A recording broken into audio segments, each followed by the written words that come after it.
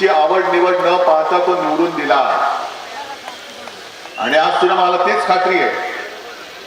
आता तर कसोटीचा काळ, कारण तुमच्याच मेहनतीने तुम्ही रक्त आटून काही वेळेला रक्त सांडून मरून यांना निवडून दिलं आणि त्यांनी केवळ माझ्याच पाठीत नाही तुमच्याही पाठीत वार केलेला आहे. बुलढाणाकरांच्या मेहकरच्या जनतेच्या पाठीत वार केलेला आहे.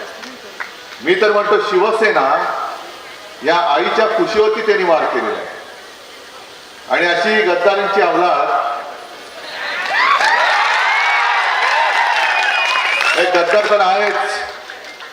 म्हणजे आता अंबादासजींनी सांगितलं, आणखीन खेडकरजींनी सांगितलं, सगळ्यांनी सांगितलं की शिवसैनिकांवरती केसेस टाकतात.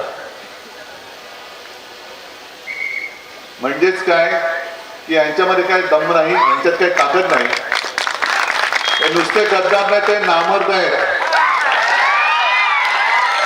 आणि मर्दाची अवलाद असाल तर मी येतो, माझे शिवसैनिक येतील आणि तुमच्या बरोबर जे भाडुत्री गुंड असतील ते घेऊन या, पोलिसांना बाजूला ठेवा आणि चला होऊन जाऊ दे. काय होईल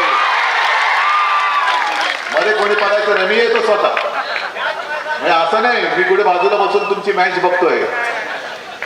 मी मॅच बघणार नाही, मी मॅच खेळणार आणि मॅच जिंकवणार आहे. कारण मी म्हणजे काय अमित शहाचा पोरगा नाहीये.